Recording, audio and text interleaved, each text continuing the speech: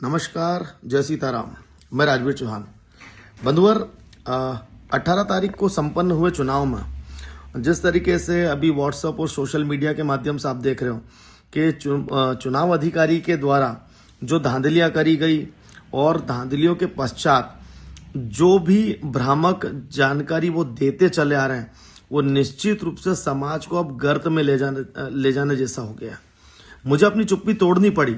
मैं समझ रहा था कि चीजें अपने लेवल पे हो जाएगी, सामाजिक गतिविधियों में विघ्न नहीं डालना चाहिए, समाज की जो भी गतिविधियां चल रही वो सुचारू रूप से चले, और एक जो द्वेषता जो दिन ब दिन बढ़ती जा रही है, मैं उसे समाप्त करने की ओर अग्रसर था। परंतु एक बात शुरू से कही गई है कि लातों के भूत बातों से नहीं मानते हैं। जिन लोगों की जिस तरीके की मनोप्रवृत्ति होती है वो उसी मनोप्रवृत्ति से मानते हैं।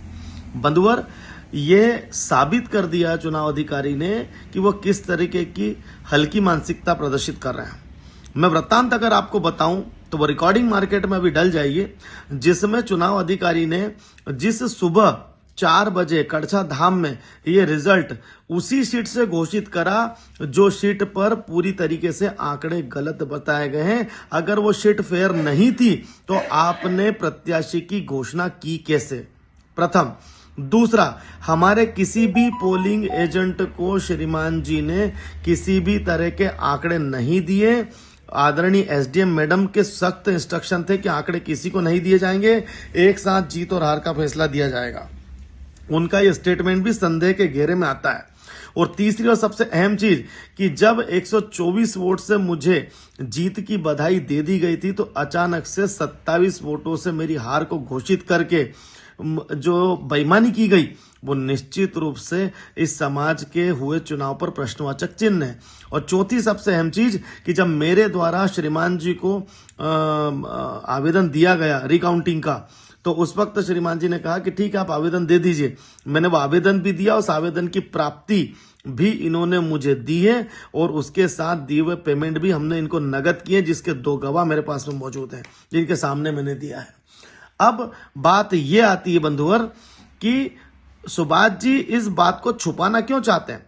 19 तारीख के दिन जब सुबह 4 बजे आपने रिजल्ट घोषित किया, उसी दिन में 3 बजे मैंने आपको कॉल किया, जिसकी रिकॉर्डिंग में अभी समाज में डलवा रहा हूं। उस रिकॉर्डिंग में आपने कहा है कि राजवीर भाई, हम पूर्ण रूप से आपके साथ में, मेरी भावना है आपके साथ में है। कड़छा का मैं कल आपको मंगलवार के दिन का समय दे देता हूं, 20 तारीख का, और आप आ जाइए, एक एक मत पेटी वगैरह अपन खोल खाल के और सब कंप्लीट करके दिखा देंगे। आपकी उस बात पर भरोसा करके मैंने पुनः अपने आप को लज्जित किया, और उस बात के बाद में जब मैंने आपको पुनः 20 तारीख को फोन करना चालू किए तो सुबह से लेकर शाम तक आपने मेरे फोन नहीं उठाए, जिसके स्क्रीनशॉट मेरे पास में, वो भी मैं समाज के ग्रुपों में प्रेषित कर देता हूं। तत्पश्चात दूसरे किसी व्यक्ति से फोन मांगकर जब मैंने आपको लगाया तो आपने मुझसे कहा कि चुनाव हो गए, अब जो है किसी तरह की रिकाउंटिंग नहीं होगी, और आपने मेरा फोन काट दिया। और अब आप समाज को गुमराह कर रहे हैं। ऐसे कितने पैसे आपने खाए हैं, ऐसे कितने में आप बिके हो, इस समाज को जवाब आपको देना पड़ेगा। और मैं समस्त जूना गुजराती दर्जी समाज से कहना चाहता हूं कि अगर आप वास्तव में इस समाज के अंदर बदलाव चाहते थे और बदलाव के लिए आपने वोट किया, बदलाव के लिए अपना आशीर्वाद आपने मुझे दिया, तो वो आशीर्वाद आपका गर्त में न चला जाए, उसकी भी आधिकारिक पुष्टि इस चुनाव अधिकारी को आप लोगों के बीच में करना पड़ेगी, और अपने अधिकारों के लिए समाज को अब लड़ना पड़ेगा। मैं पहले ही कहता आया हूं, अभी नहीं तो कभी नहीं। बंधुवर, ये जो चीजें हुई है ये निश्चित रूप से अकेले राजवीर चौहान के साथ या कड़छा विकास पैनल के साथ नहीं हुई है, उन हजारों हजार मतदाताओं के साथ में चोट की गई है, जिन लोगों ने अपने आशीर्वाद स्वरूप मुझे वोट दिए। उन आशीर्वादों के साथ में जिस किसी भी व्यक्ति ने बेईमानी की है, उसे उसका फल यहीं भोगना पड़ेगा। मैं आपसे निवेदन करता हूं कि कल या परसों में आप लोगों को सूचित कर दिया जाएगा, सभी लोग इकट्ठा होएं। जितने भी लोग हैं, मुझे पूछने की आवश्यकता नहीं है, आप सभी लोग इकट्ठा हों।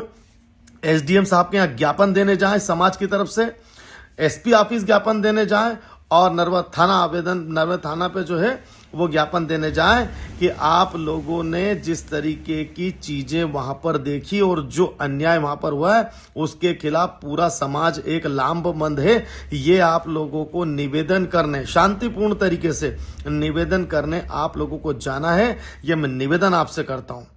आज मैं ऐसा समझता हूं कि जितने फोन कॉल्स, हजारों मैसेजेस मेरे पास में आ रहे हैं, व्हाट्सएप के ऊपर देख रहे हैं, आज मैं और मेरा परिवार ऐसा मानता है कि हम इस लड़ाई में अकेले नहीं है, हमारे साथ पूरा समाज है। और उसका सबसे बड़ा सबूत ये है कि समाज के फोन कॉल्स और मैसेजेस मेरे ही पास नहीं, मेरे जितने सहयोगी आशीर्वाददाता उनके पास भी आपस में जा रहा है।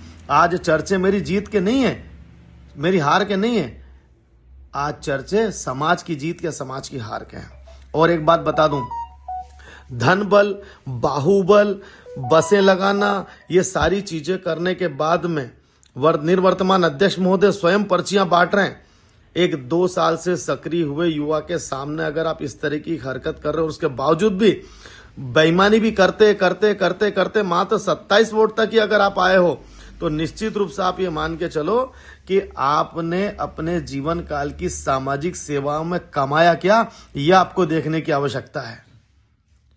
इसलिए मैं आप लोगों से निवेदन करता हूं कि ऐसे लोगों को जवाब अब समाज को देना पड़ेगा।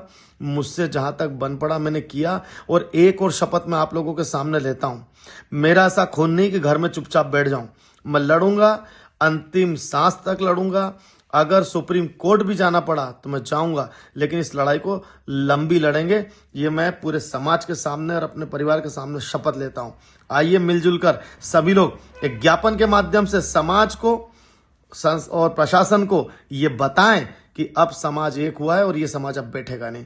और आने वाली शपथ समारोह जो ये लोग बेईमानी से कर रहे हैं, इसका भी मैं आप लोगों को निवेदन करता हूं कि इसका घोर विरोध करें, इसका पूरा बाइकआउट करें।